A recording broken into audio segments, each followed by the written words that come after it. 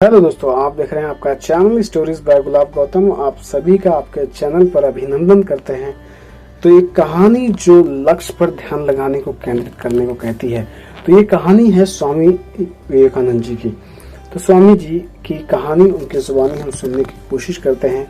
यह बात उस समय की है जब स्वामी जी अमेरिका के दौरे पर थे। वह अमेरिका का भ्रमण कर भरपूर आनंद उठा रहे थे। एक दिन वह ऐसे ही घूमने के लिए निकल पड़े। घूमते घूमते वह एक पुल के पास जा पहुंचे। वहां पर लगी बेंच पर बैठ गए। वहां अपने आसपास का नजारा देखने लगे। वह जिस पुल पर बैठे थे वहां पर लोगों का आना जाना लगा रहता था। नीचे एक विशाल नदी बह रही थी। अचानक स्वामी जी की नजरें तीनों मित्र पर पड़ी। वह एक युवा काफी ऊर्जावान दिख रहे थे। वह तीनों एक ही काम में उलझे गए थे।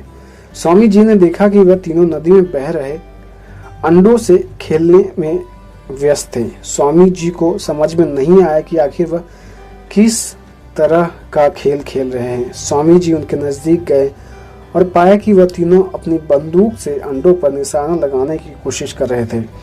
जब भी वह तीनों बंदूकों से निशाना लगाने की कोशिश करते, उनको विफलता ही हाथ लगती। उन दोस्तों को इस बात पर बहुत ज्यादा खींच उठ रही थी कि उन्होंने सोचा कि क्योंकि हर बार विफल हो रहे थे, इसलिए उन्होंने निशाना लगाना छोड़ दिया। वो निराशा कर लौटने लगे, लेकिन स्वामी जी ने उनको रोक दिया। उन्होंने उन तीनों दोस्तों से कहा कि वह भी बंदूक से निशाना लगाकर देखना चाहते हैं। उन दोस्तों ने स्वामी जी को बंदूक हाथ में दी। अब स्वामी जी ने अंडों पर निशाना साधा। उनका निशाना एकदम सटीक बैठ गया।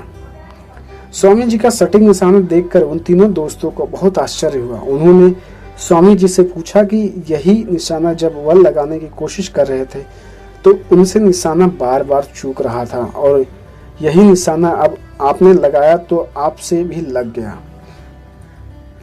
इसका कारण क्या है स्वामी जी? स्वामी जी ने कहा कि मैं जीवन में सदैव एक चीज पर याद रखो कि आप जो कोई भी काम करो उसे पूरा मन लगाकर करो।